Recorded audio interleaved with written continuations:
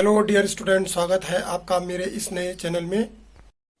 Students, आज हम आपके साथ डिस्कस करेंगे आधुनिक आवर्त नियम यानी कि मॉडर्न पीरियोडिक टेबल से संबंधित बातें डिस्कस करेंगे। ये है स्टूडेंट मॉडर्न पीरियोडिक टेबल, इसके बारे में आज हम डिस्कस करेंगे आपके साथ।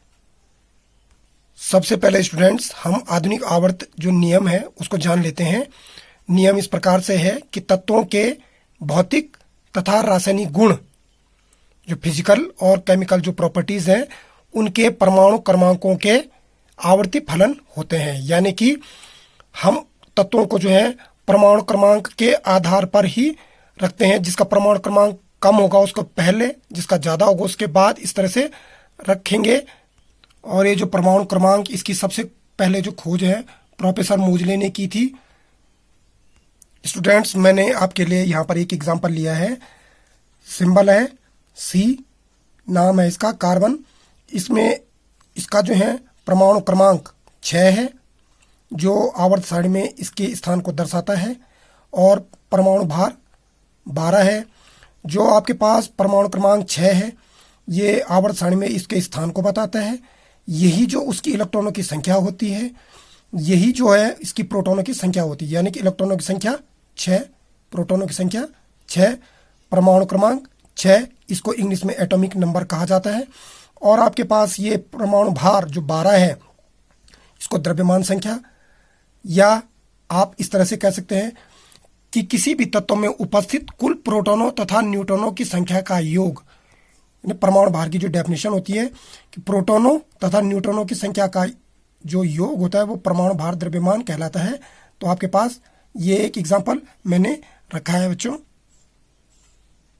ये जो आधुनिक आवर्त सारणी है, इसमें आवर्तों की संख्या 7 होती है और वर्ग जो होते हैं 18 होते हैं।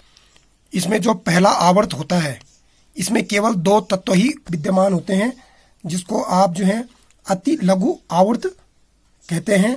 इसमें आपके पास हाइड्रोजन और हीलियम 2 ही तत्व अवेलेबल होते हैं। उसके बाद दूसरे आवर्त में 8 तत्व होते हैं। इस तत्व को, जो 8 तत्व होते हैं, इनको, इस आवर्त को जो है लघु आवर्त कहा जाता है। इसमें जो आपके पास ये लिथियम 3 से लेके नियोन 10 तक तत्व विद्यमान होते हैं। जो तीसरा आवर्त होता है, इसमें भी तत्वों की संख्या 8 होती है। इसको भी लघु आवर्त कहा जाता है। इसमें जो है सोडियम से लेके आर्गन तक, यानी कि 11 सोडियम से लेके 18 आर्गन तक, इसमें जो है 8 तत्व विद्यमान रहते हैं, उपस्थित रहते हैं। इसी प्रकार से चौथे आवर्त में, चतुर्थ आवर्त में अब जो है तत्वों की संख्या कितनी हो जाती है? 18। तो इसको हम जो है दीर्घ आवर्त कहते हैं। इसमें 19 पोटेशियम से लेकर के 36 क्रिप्टॉन तक जो है 18 तत्व होते हैं। इसको दीर्घ आवर्त कहा जाता है। और इसी प्रकार से जो पांचवा आवर्त है, इसमें भी तत्वों की संख्या 18 होती है। इसको भी दीर्घ आवर्त कहा जाता है। इसमें 37 रुबेडियम से 54 जिनोन तक जो आपके पास तत्व उपस्थित हैं। छठवें आवर्त में 32 तत्व हैं।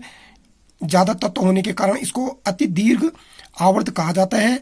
इसमें आपके पास 55 सीजियम से लेके 86 रेडियम तक तत्व उपस्थित रहते हैं। और जो 7वां या 7वां जो आवर्त है, ये अभी भी अपूर्ण है, क्योंकि इसमें पूरा ये भरा नहीं है, इसलिए इसको अति या अपूर्ण अति दीर्घ आवर्त कहा जाता है। इसमें आपके पास 87 फ्रेंसियम से, और अभी तक इसमें तत्व भरे ही जा रहे हैं। जो भी खोज की जा रही है, ये आपके पास 7 आवर्त कुछ इस प्रकार से हैं। स्टूडेंट्स, यहाँ पर मैंने एक स्ट्रक्चर बनाया है मॉडर्न पीरियोडिक टेबल का। स्ट्रक्चर जो आपने देखा होगा टेबल्स में कुछ इस तरह से है। इसमें आपके पास जो इधर वाला पोर्शन होता है, इसमें फर्स्ट ए, सेकंड ए, यहाँ पे third B, fourth B, fifth B, sixth B, seventh B, 8th के 3 part 1, 2, 3, first b, second b. इसके बाद यहाँ से फिर third a, fourth a, fifth a, sixth a, seventh a और 0 ग्रुप होता है। तो ये जो पहले फर्स्ट ए और सेकंड ए होते हैं, इसको एस ब्लॉक कहा जाता है। एस ब्लॉक के एलिमेंट्स, ये तत्व कहा जाता है। यहाँ से आपके पास थर्ड ए से लेके 0 तक, ये आपके पास क्या होते हैं? पी ब्लॉक के तत्व या पी ब्लॉक्स एलिमेंट्स कहलाते हैं। इसी प्रकार से जो बी वाला पोर्शन होता है, third B, fourth B, fifth B, sixth B, seventh B, 8th के 3 पार्ट, फर्स्ट बी और सेकंड बी, इसको जो है डी ब्लॉक के तत्व या डी ब्लॉक्स एलिमेंट्स कहा जाता है। और पीरियोडिक टेबल से, जो मॉडर्न पीरियोडिक टेबल से बाहर एक अलग टेबल बनी हुई रहती है। इसमें दो सीरीज आपके पास रहती हैं, एक लेंथेनाइड सीरीज और एक एक्टिनाइड सीरीज। इसको जो है एफ ब्लॉक के तत्व कहा जाता है। इसके ऊपर वाले पोर्शन में भी 14 तत्व होते हैं, नीचे वाले जो सीरीज होती है इसमें भी 14 ही तत्व अवेलेबल रहते हैं। जो एस ब्लॉक के तत्व होते हैं, इसका जो इलेक्ट्रॉनिक अभिविन्यास NS 1 से लेकर के 2 तक होते हैं। इसमें एस में कम मिनिमम 1 इलेक्ट्रॉन होता है, अधिकतम 2 भरे जा सकते हैं। इसी प्रकार से पी ब्लॉक के ग्रुप में आएंगे हम, तो पी ब्लॉक में इसमें है इसका इलेक्ट्रॉनिक अभिविन्यास या कॉन्फ़िगरेशन NS2 P1 से लेके 6 तक। यानी कि जो पी ब्लॉक होता है उसमें कम से कम 1 इलेक्ट्रॉन और अधिकतम 6 इलेक्ट्रॉन भरे जा सकते हैं। और एन की संख्या जो है आवर्त के हिसाब से है, n बराबर 1, 2, 3, 4, 5, 6, 7, ये कुछ भी हो सकते हैं। ये पी ब्लॉक का इलेक्ट्रॉनिक कॉन्फ़िगरेशन हो गया। इसी प्रकार से डी ब्लॉक में जाएंगे तो डी ब्लॉक का इलेक्ट्रॉनिक अभिविन्यास N-1 S2 P6 D1 से लेके 10 तक होते हैं। इसको संक्रमण तत्व या ट्रांजिटिव मेटल भी या ट्रांजिशन मेटल भी कहा जाता है।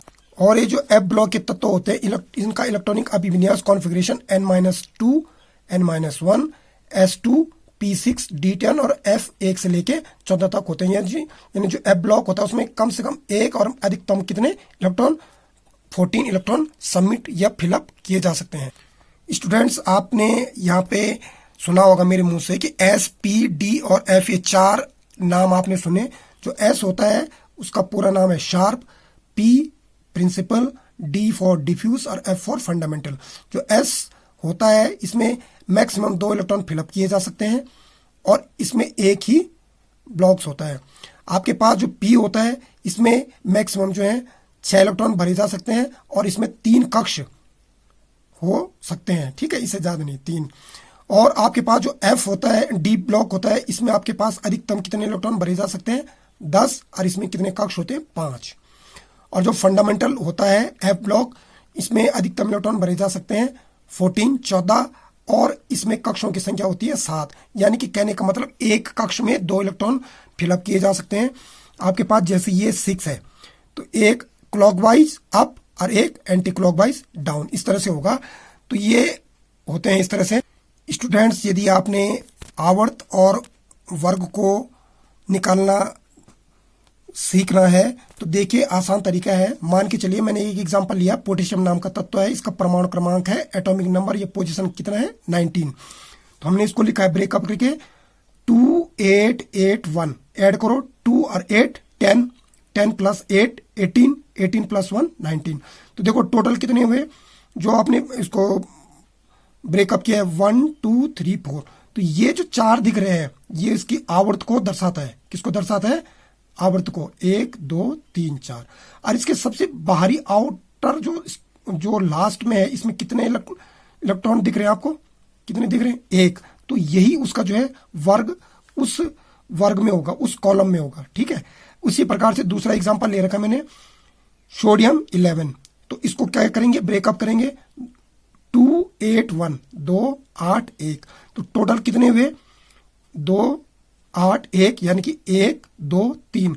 ये 3 क्रम जो आया है ये किसको दर्शा रहा है, आवर्त को दर्शा रहा है कि ये आवर्त सारणी में तीसरे आवर्त में उपस्थित है और किस वर्ग में है, लास्ट में कितना नंबर लिख रखा है, फर्स्ट।